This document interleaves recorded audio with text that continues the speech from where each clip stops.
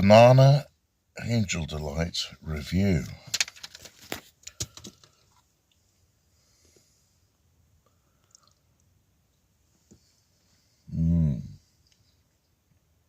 Oh, getting strong hints of permanent board marker, and definitely some 3-methyl butyl acetate in there. How many bananas were destroyed in the making of this? No, I don't think so. Aussie, I found that screw that you knocked off the ceiling plank. It's embedded in the blanket.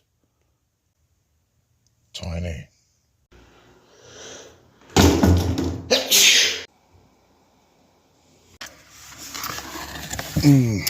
I feel like I'm just filming random unconnected events that happen to me, and I'm wondering how on earth I'm going to string this episode into some kind of a plot, or whether indeed I ever do.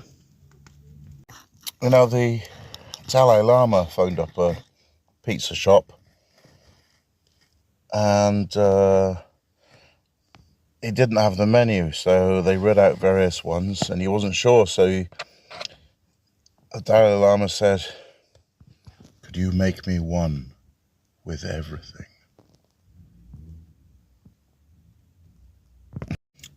Domino's do not do black olives and anchovies, which I love.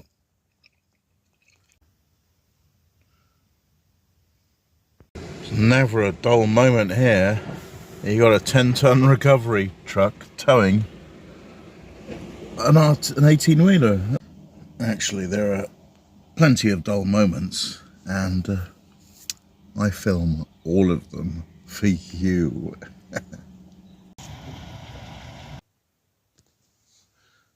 It's Sunday, and tonight it's going to freeze. Probably the last freeze of the year until November comes again. And what preparations am I going to make? None at all. Just a duvet with a blanket on top. That's it. Not even wearing any bedclothes. Snug as a bug in a rug. Good night.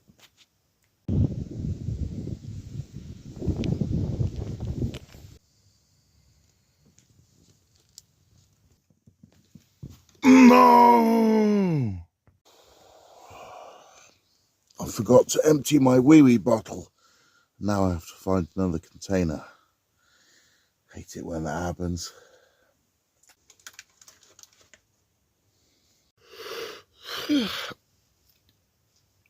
So when I wasn't busting for a wee, I went for a nice little 2-hour lie-in, and now I'm busting for a wee again. I don't have any more receptacles except my drinking vessels, and I'm not going to use them.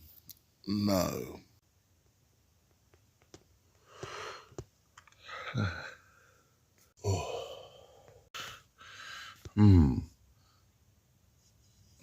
No.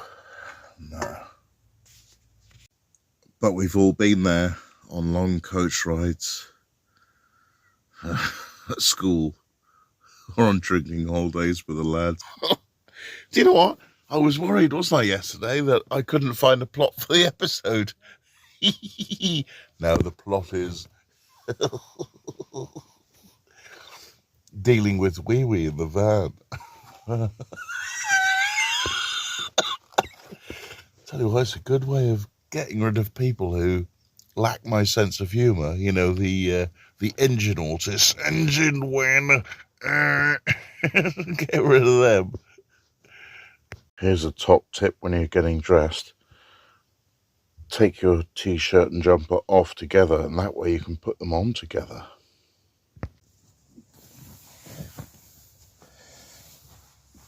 Didn't get lost that time.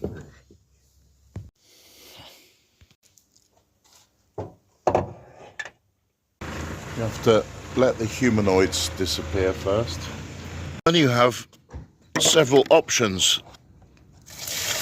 The drains, you could pour it down the sink and use the wastewater, the grey water outlet. But I can't drive over a convenient drain as this camper van is broken down. Well, there's my favourite method, which is to complete the nitrogen cycle as nature intended.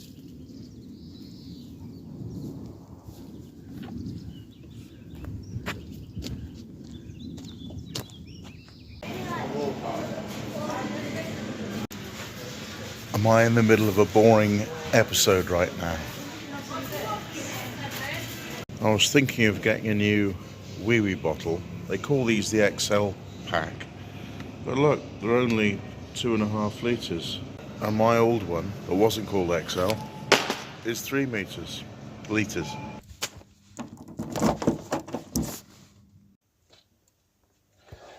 Or do I really mean to say my life has become as boring as house people? Except that they have flushing toilets.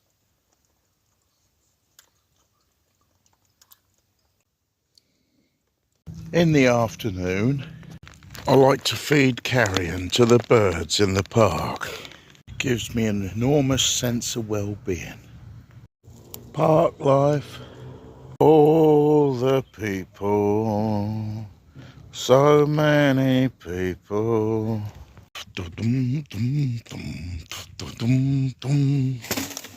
And there's a crow observing the place where I have deposited the carrion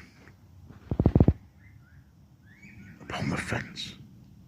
Will he figure out the puzzle before the rats figure out how to climb?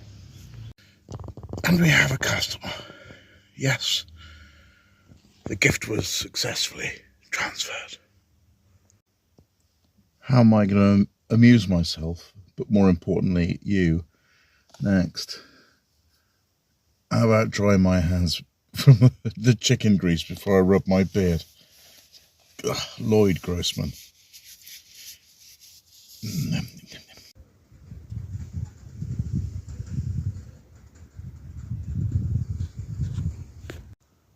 Lovely spot.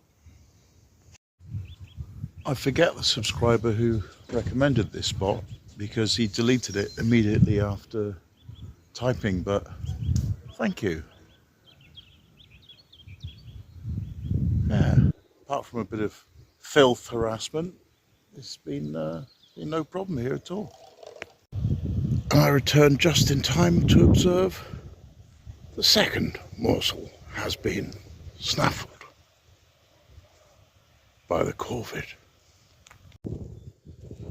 I can hear the small birds singing, but they never really explore and find out where the humans leave the food. There are no seagulls around here, so it's the crows that are dominant. The same crow has also noticed the morsels that I've left out for the songbirds. It appears to have instinctively left the smaller morsels. Perhaps you cannot attribute meaning or intention for animals, but perhaps it's an evolutionary stable strategy for ensuring the survival of the general ecosystem which it inhabits. It's a sunny day, but is it sunny enough in the first week of April to cook my first Cornish pasty in the window? Maybe there's a hot spot between the curtain and the south-facing window.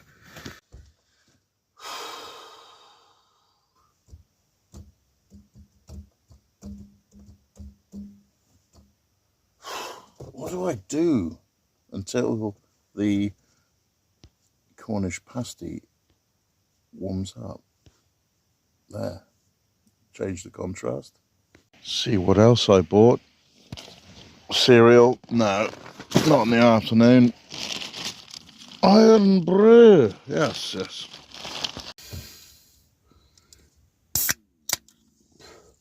I could edit that brutalism tour of Sheffield, which you lot have already seen.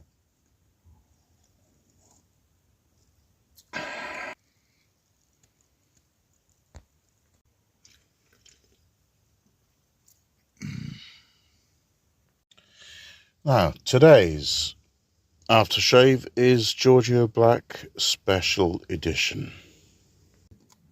There, out it comes. You just got to thrust it a few times and then it squirts. Get it all over your hands as well. But that's where it goes. Right, what's nature doing out there now? Greening. There's the moon during the daytime. And for completeness, there is another urination solution that I forgot to include at the beginning of the video, and that's to actually go out into nature and personally complete the nitrogen cycle yourself. And this way I have helped to grow this enormous prickly briar patch.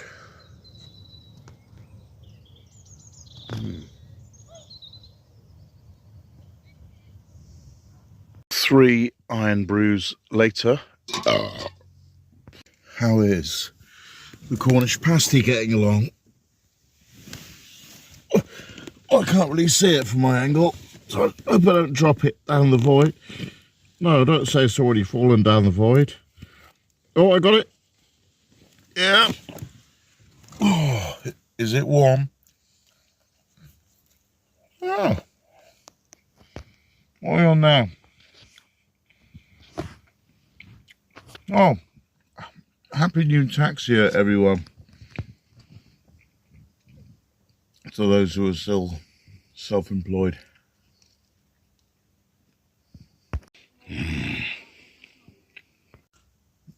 The shadows are long and little daylight remains.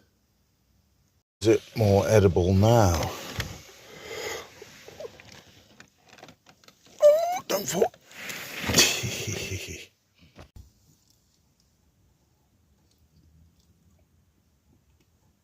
Nah, too soon.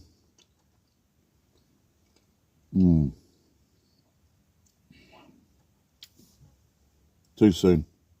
Bird food. Rest I'll throw on my roof above where I sleep. And the crow found it. Wonder if he'll find the one on the roof. I did climb up and throw it back above where I slept, but I needed both hands for that, so no filming.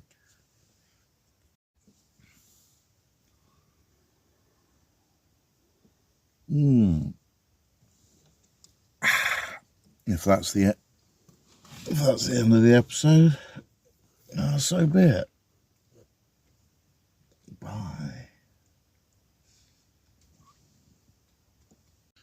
Yeah, I haven't thought of a title for this video, so write down in the comments what you think the title should be, and the winner will get a pinned comment, and that title will be written in.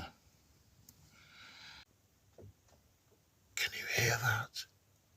The crow has found the Cornish pasty.